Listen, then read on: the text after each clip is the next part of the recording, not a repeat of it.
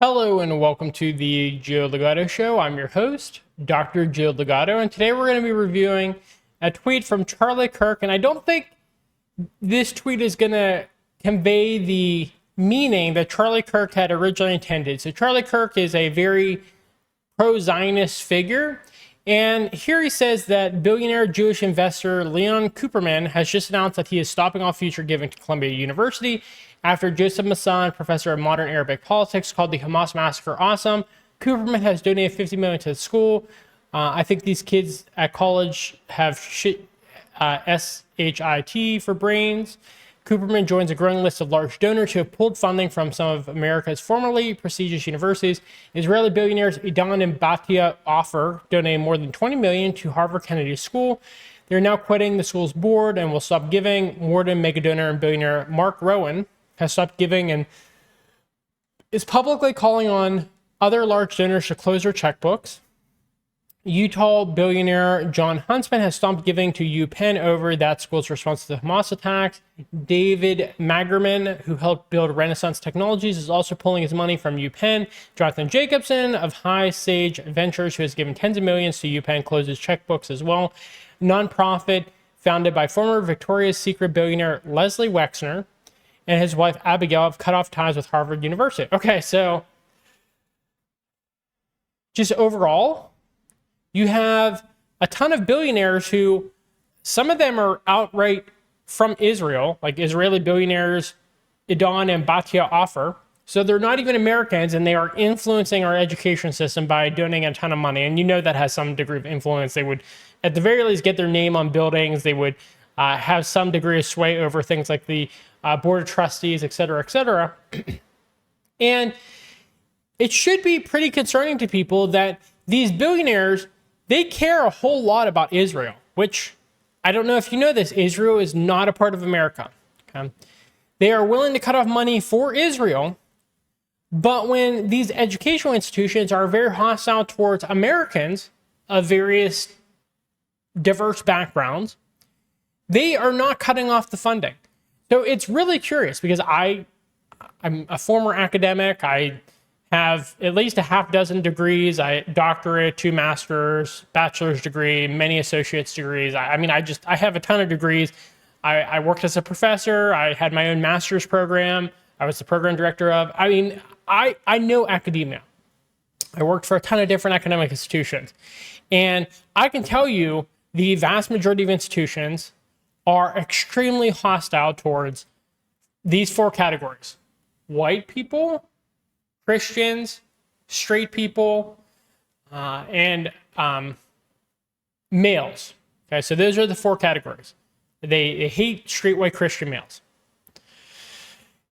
And I know this at multiple institutions, some private, some public institutions, which should be shocking to you, that American taxpayer money is going towards public institutions, one of which, and I can tell you this because I'm not giving the exact name, but I have a friend of mine who told me the entire psychology department, his department, they just wanted to get rid of all the male faculty. So they did. There are no tenure track males within their psychology department. They got rid of every single one of them. There was a nursing program at the same school. They conveyed an email that they didn't want male nurse faculty. Okay. And so obviously they were getting sued for these things. The psychology male faculty sued them. The nursing male faculty sued them. They lost. So that was actually kind of the white pill there, which was these public institutions lost in court, lost millions of dollars in court, and they still continue doing it over and over and over again for years, many years. They're still doing it to this day, as far as I know. There was another faculty member who, a military veteran, did nothing wrong, but they just didn't like people in the military. They didn't like males. They didn't like straight people, et cetera, et cetera. And they tried to push him out, sued, won. It got so bad that the former psychology faculty member, they did not want to change and do things legally at this public institution.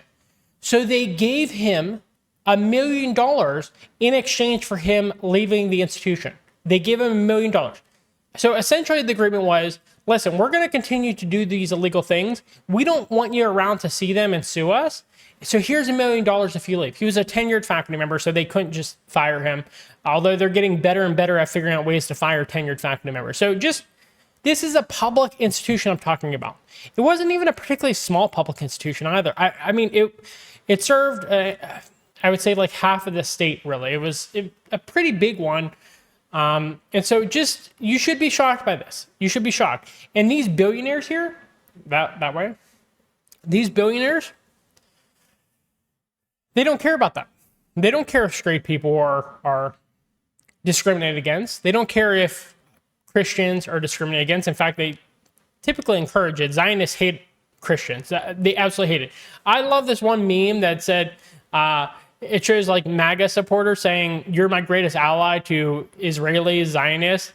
And the Israeli Zionists say, "I hate you with every fiber of my being." Because like that's completely the evangelical Protestants' relationship with Judaism. We know from studies in America that Jewish people in America, their lowest approval rating is for evangelical Protestants, but then evangelical Protestants slavishly love American Jewish population. So it's just a weird situation here. And we see the Zionists here very clearly did not withhold money, did not withhold donations whenever white people were being discriminated against, whenever straight people were being discriminated against, whenever Christians were being discriminated against, whenever males, etc., etc. They don't care. But when it's Israel that people are saying, "Hey, you can't genocide these people," then suddenly the Zionist billionaires say, "Oh, I can't fund this anymore." Okay.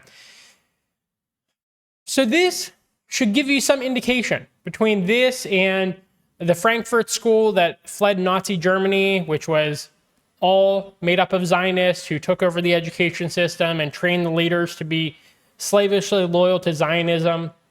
These types of things should give you some indication about how the Zionists feel about you, okay? They don't care. They don't like you. Oh, no, I shouldn't say they don't care. They don't like you. That is different than not caring. They actively want you gone, okay? That's the facts of the matter.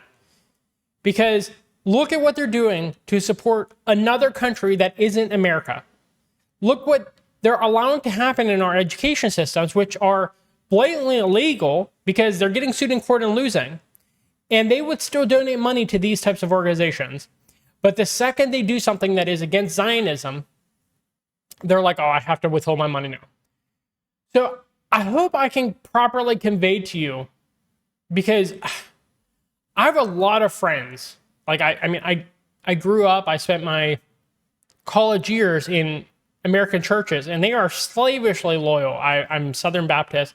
Southern Baptist Convention is slavishly loyal to Zionism. I mean, just, which again, doesn't make any sense to a lot of younger Christians I talk to.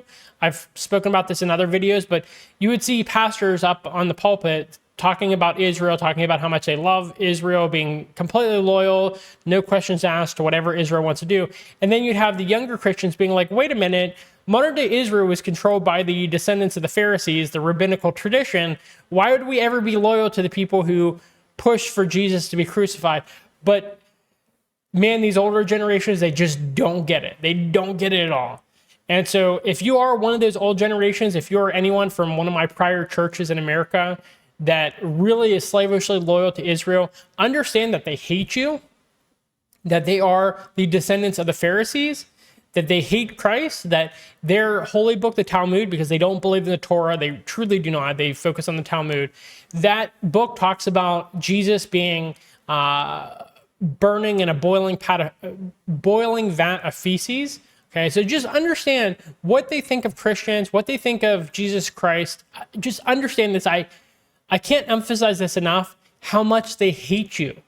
And I don't understand why you're loyal to the Pharisees. So that's what I'll leave you with. I don't have anything more to say on the topic, just my frustration with American Christianity, which does not make sense to me at all.